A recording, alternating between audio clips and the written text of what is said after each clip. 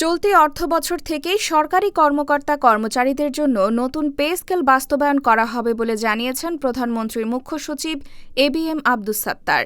তিনি বলেন, নতুন বেতন কাঠামো এখন চূড়ান্ত পর্যায়ে রয়েছে, যে কোনো সময় এটি ঘোষণা হতে পারে।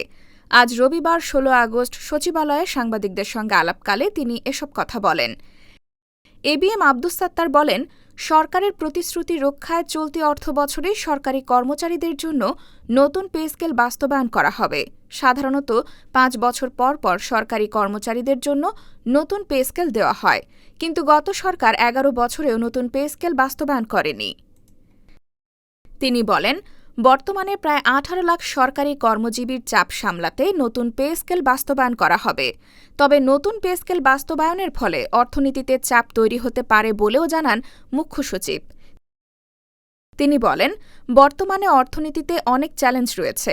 কর্মসংস্থান ও উৎপাদন বাড়ানোর মাধ্যমে এসব সংকট মোকাবেলা করতে হবে।